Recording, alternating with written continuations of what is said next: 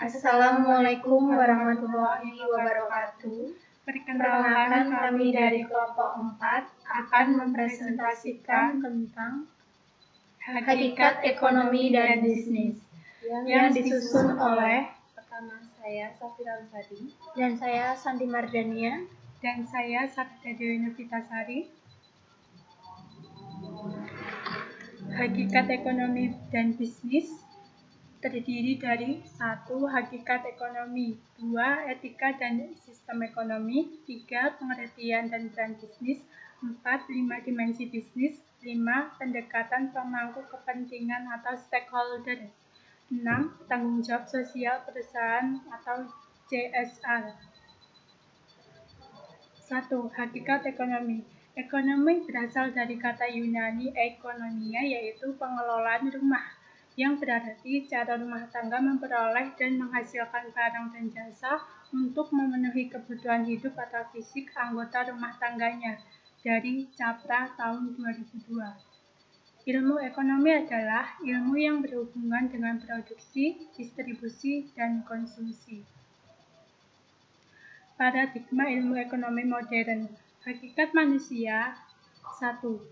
Manusia adalah makhluk ekonomi. 2. Manusia mempunyai kebutuhan tak terbatas. 3. Dalam upaya merealisasikan kebutuhannya, manusia bertindak rasional. Dan berikut dampaknya. 1. Tujuan manusia hanya mengejar kekayaan materi dan melupakan tujuan spiritual. 2. Mengajarkan bahwa sifat manusia itu serakah. 3. Manusia cenderung hanya mempercayai pikiran rasionalnya saja dan mengabaikan adanya potensi kesadaran transendental atau kesadaran spiritual, kekuatan tak terbatas Tuhan yang dimiliki oleh manusia. 2. Etika dan sistem ekonomi. Etika mempelajari perilaku atau tindakan seseorang dan kelompok atau lembaga yang dianggap baik atau tidak baik. Sistem ekonomi adalah seperangkat unsur manusia, lembaga, wilayah, sumber daya yang terkoordinasi untuk mendukung peningkatan produksi barang dan jasa, serta pendapatan untuk menciptakan kemakmuran masyarakat. Bila berpegang pada pemahaman ini, maka pada tataran konsep, semua sistem ekonomi seharusnya bersifat etis karena semua sistem ekonomi bertujuan untuk meningkatkan produksi dan pendapatan untuk kemakmuran masyarakat. Ketiga, pengertian dan peran bisnis. Pengertian aktivitas bisnis sangat luas. Aktivitas bisnis adalah kegiatan menghasilkan barang dan jasa, termasuk mendistribusikannya ke pihak yang memerlukan, serta aktivitas lain yang mendukung kegiatan produksi dan distribusi tersebut.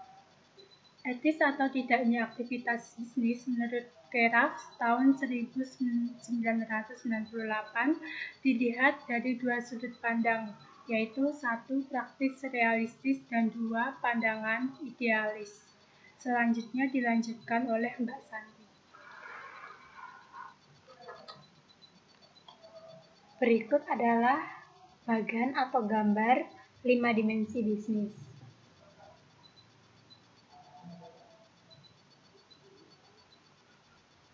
Macam-macam 5 dimensi bisnis. Yang pertama, dimensi ekonomi, kegiatan produksi untuk mencari keuntungan. Dan yang kedua, dimensi etika, apakah dalam usaha mencari keuntungan atau membawa kerugian bagi pihak lain.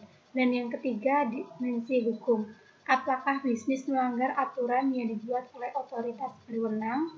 Dan yang keempat, dimensi sosial, melihat adanya sosok manusia di belakang bisnis yang dijalankan.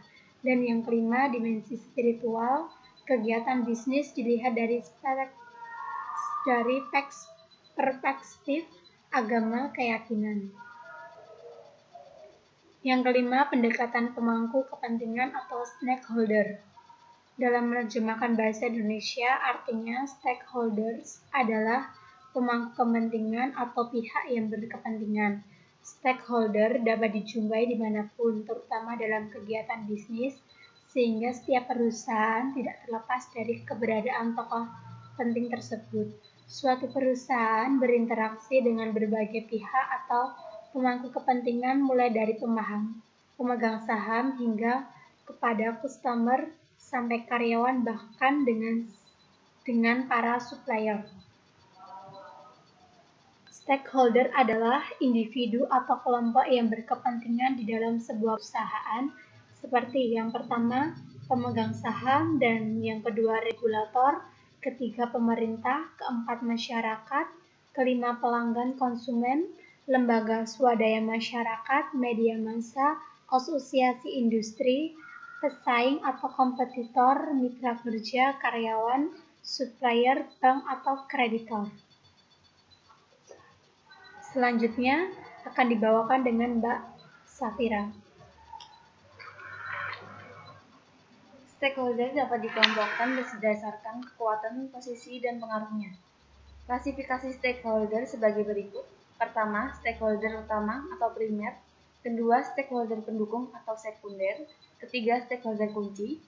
Dalam dunia bisnis, pembagian kelompok stakeholder dapat dibagi menjadi dua, yaitu internal stakeholder dan external stakeholder. Pihak-pihak yang termasuk dalam stakeholder internal seperti pemegang saham, manajemen, dan top eksekutif, pegawai, keluarga pegawai. Sedangkan stakeholder eksternal seperti konsumen, penyalur atau distributor, pemasok atau supplier, bank atau kreditor, pemerintah, pesaing, kompetitor, komunitas, dan pers. Keenam, yaitu tanggung jawab sosial perusahaan atau CSR. Beberapa definisi CSR, komitmen bisnis untuk terus-menerus berperilaku etis dan berkontribusi dalam pembangunan ekonomi, serta meningkatkan kualitas hidup karyawan dan keluarganya, masyarakat lokal, serta masyarakat pada umumnya, the World Business Council for Sustainable Development. Tanggung jawab perusahaan baik ke dalam maupun keluar perusahaan. Dari AB Susanto. Bentuk tanggung jawab sosial perusahaan seperti yang sudah disinggung, sebuah perusahaan dapat mengambil keputusan untuk kepentingan usahanya, harus memperhatikan etika dan tanggung jawab sosial. Adapun bentuk tanggung jawab sosial perusahaan seperti tanggung jawab sosial kepada konsumen, tanggung jawab sosial kepada karyawan, tanggung jawab sosial kepada kreditor, tanggung jawab sosial kepada pemegang saham, tanggung jawab sosial kepada lingkungan, dan tanggung jawab sosial kepada komunitas.